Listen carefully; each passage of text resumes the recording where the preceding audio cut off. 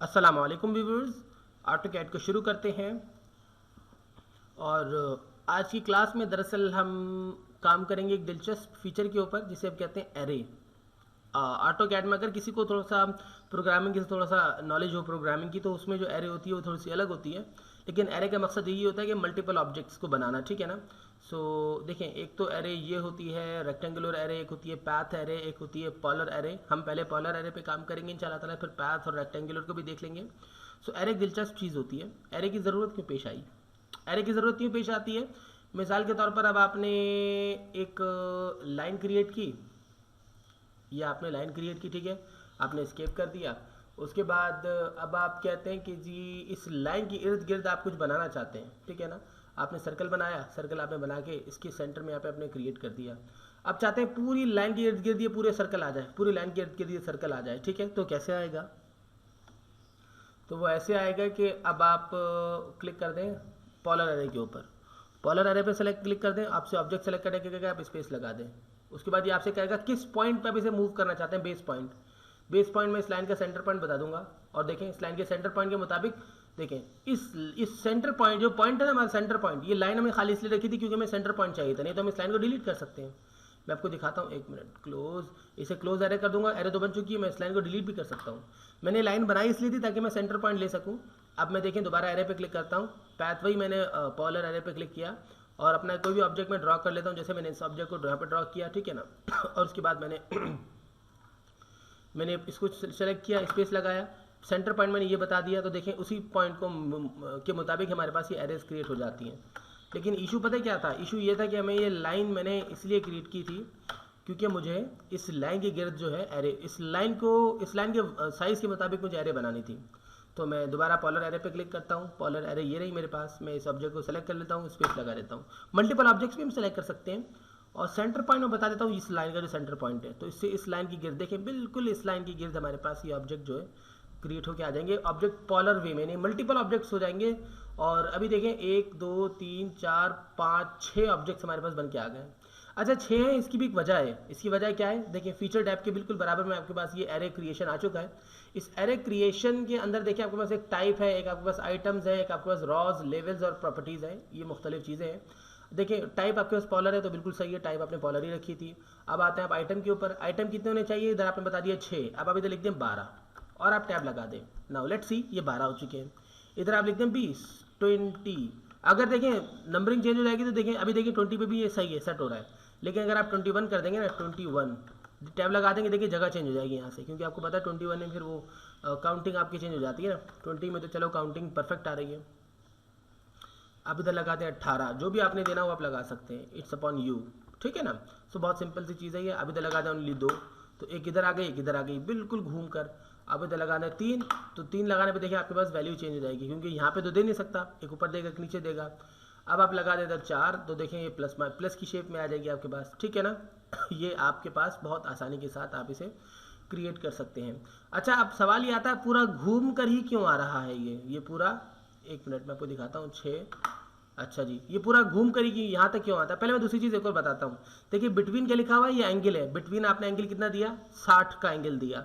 देखिए अगर इधर मैं कर देता हूँ ना 4, तो बिटवीन एंगल कितना हो जाएगा? ऑटोमेटिकली 9 हो जाएगा, 90। क्यों? यहाँ से यहाँ तक 90 होता है एंगल पूरा। देखिए एल का शेप बन रहा है, एंगल 90 हो गया। यहाँ से यहाँ तक 90 का एंगल, यहाँ से यहाँ तक 90 का एंगल। ऑटोमेटिकली जब आप 6 आइटम्स इंसर्ट करोगे ना, जब 5 आइटम इंसर्ट करोगे तो 72 के एंगल पे आ जाएगा यही काम, ठीक है। 72 के एंगल के बाद एक नया ऑब्जेक्ट आ रहा है हर 72 के एंगल के बाद।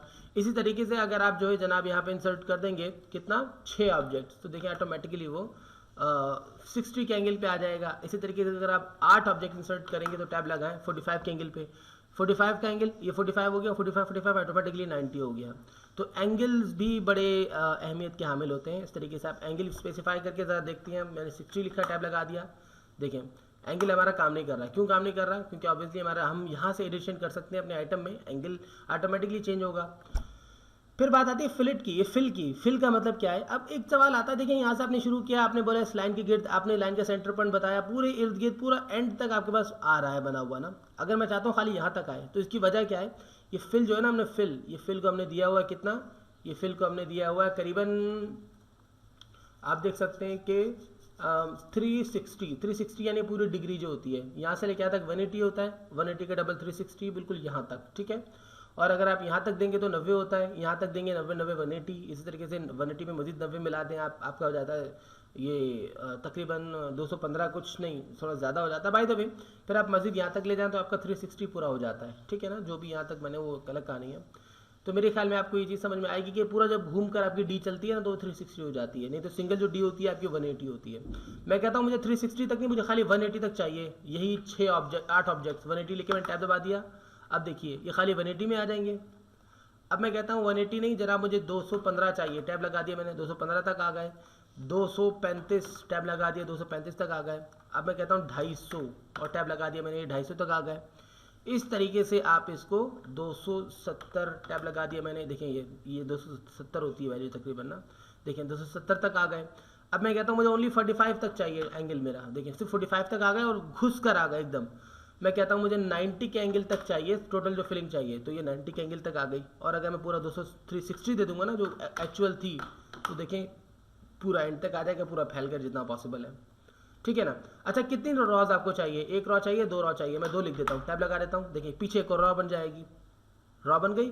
मैं कहता हूँ नहीं मुझे 3 रॉ चाहिए, टैब लगा देता हूँ, 3 रॉज बन जाएंगे। जितनी भी आपको चाहिए उतनी रॉज आप बना सकते हो। अच्छा फासला कितना होना चाहिए? 4 फीट फासला दिया हुआ, मैं दे देता हूँ 6 फीट। टैब देखें रॉस के दरमियान जो फासला है, देखिए रॉस का चैप्टर है ना ये, तो रॉस के दरमियान जो फासला है वो 6 फीट हमारे पास हो गया। मैं कहता हूँ 20 फीट फासला चाहिए जनाब मुझे रॉ में। देखिए 20 फीट के फासले के साथ हमारा जो पॉलर है, खूबसूरत तो लग रहा है लेकिन बाय द वे 20 फीट के फासले के साथ वो आ चुका है। अब इधर 2 फीट कर दें और टैब लगा दें, देखेंगे अभी सिर्फ 2 फीट के फासले पे भी आ जाएगी अप्लाई होकर। देखिए 2 फीट के फासले पे आ गए, एकदम घुस गए एकदम एक दूसरे के दरमियान ना। पिक पॉइंट से लेकर 2 फीट का फासला आया, आपके ऑब्जेक्ट से नहीं। आपका पिक पॉइंट जो था ना, ये पिक पॉइंट है, हर पिक पॉइंट के दरमियान 2 फीट का फासला आ गया। ये भी पिक पॉइंट है, ये भी पिक पॉइंट है, ठीक है ना। सो मैं कहता हूँ जनाब चले दोबारा से 4 फीट का फासला जो कि इसने ऑटोमेटिकली इसने बनाया था, उसने हमारे ऑब्जेक्ट को सामने रखते हुए बनाया था, तो वही ले लिया जाए। नहीं तो आप 10 फीट फासला जो भी आपने देना वो आप दे सकते हैं। अच्छा जी टोटल इधर 8 फीट लिखा हुआ है, टोटल आप कर दें इधर 12 फीट। टैब लगा दें, देखें टोटल 12 फीट हमारे पास हो जाएगा। टोटल जो फासला 12 फीट हमने दे दिया, फिर बिटवीन की में जरूरत भी नहीं पड़ेगी। टोटल यानी तीनों रॉस का जो फासला है वो हमने दे दिया 12 फीट। यहाँ से लेके यहाँ तक का फासला हमने 12 फीट दे दिया। अब बिटवीन ऑटोमेटिकली 6 हो गया। आप टोटल को देते हैं 20 फीट, तो बिटवीन देखिए ऑटोमेटिकली आपका 10 फीट हो जाता है, ठीक है। और अगर आप बिटवीन को कर देते हैं मिसाल के तौर पर 5 फीट, तो टोटल आपका देखिए ऑटोमेटिकली 10 फीट हो जाएगा, ठीक है ना। और अगर ये आप रॉस कर देंगे 4, तो फिर इन दोनों का देखें जाविया, अब 5 पे 15 हो गया। अब 3 अगर आप कर देंगे तो 5 पे देखें 10 हो जाएगा, ठीक है ना। टोटल में ये इस तरीके से आप रॉज में चेंजिंग कर सकते हैं। सो आई थिंक कि आपको यहाँ तक जो मैंने समझाया वो समझ में आया होगा इंशाल्लाह ताला। क्लोज एरे पे क्लिक कर दें तो इस तरीके से आप कोई भी शेप आप बनाना चाहें वह बना सकते हैं। 1 मिनट में ऐसे कर देता हूँ डिलीट। अब देखें हमने बनाई शेप। इसमें आप एक और काम भी कर सकते हैं, आप एडिट सोर्स पे क्लिक कर दें या रिप्लेस आइटम पे या एडिट सोर्स पे क्लिक कर दें। एडिट सोर्स पे मैंने क्लिक किया, किसी भी मैं इस पर क्लिक करता हूँ और उसके बाद ये मुझसे कहता है जनाब आप एडिट करना चाहते हैं। मैं कहता हूँ यस। उसके बाद देखिए मेरे पास मेरा ऑब्जेक्ट जो है जिस पे मैंने क्लिक किया था ना, जो एक्चुअल मेरा ऑब्जेक्ट था वो मेरे पास इस तरीके से आ जाता है। अब मैं इसमें शेप में चेंजिंग भी कर सकता हूँ, मैं इसका साइज़ बड़ा भी कर सकता हूँ। ये देखिए मैंने इस पर क्लिक किया, इसका साइज़ मैंने बड़ा कर दिया। देखिए तमाम ऑब्जेक्ट्स का मेरा साइज़ बड़ा हो रहा होगा। मैं इसे यूँ छोटा कर देता हूँ। मैं इस ऑब्जेक्ट के साथ एक लाइन लगा देता हूँ, बीच में मैं यहाँ पे एक लाइन लगाता हूँ, देखिए इस तरीके से। उसके बाद स्केप, देखिए सब में लाइन आ गई, वही लाइन। मैं दोबारा लाइन पे क्लिक करता हूँ, मैं यहाँ पे क्लिक करता हूँ, यहाँ पे क्लिक करता हूँ, एक लाइन में यूँ लगा देता हूँ, स्केप, देखें सब में वही प्लस वाली लाइन आ गई, ठीक है। इसी तरीके से अगर मैं इसके साथ इसके सेंटर में एक और सर्कल ड्रॉ करता हूँ अपने सोर्स के सेंटर में, देखें इस तरीके से, तो सब में आ जाएगा। देखिए सब में अप्लाई हो गया। अब मैं एंटर कर देता हूँ, 1 मिनट, स्केप एंटर, सिंपली मैंने एंटर कर दिया। या मैं एडिट एरे में जाता हूँ और क्लोज डिस्कार्ड चेंजेस पे क्लिक करता हूँ या सेव चेंजेस पे। अगर सेव करना तो सेव पे क्लिक कर दें। सब में वही आपका जो एडिशन आपने किया होगा वो अप्लाई हो जाएगा। सो मेरे ख्याल में बहुत सिंपल सी लॉजिक है, बहुत दिलचस्प सा वे है ये काम करने का। एरे के ज़रिए आप खूबसूरत से डिज़ाइन बना सकते हैं। आगे जाके हमें इसको इस्तेमाल करना होगा ऑब्वियसली, वरना तो मैं सिखाता भी नहीं है आपको अगर इस्तेमाल नहीं करना होता। लेकिन बाय द वे इसका यूज़ है और बहुत अच्छे तरीके से है। बाय द वे मुझे इजाज़त दीजिए, कुछ मज़ीद एरेज़ हैं उन पर भी काम करेंगे। तब तक के लिए अल्लाह हाफिज़।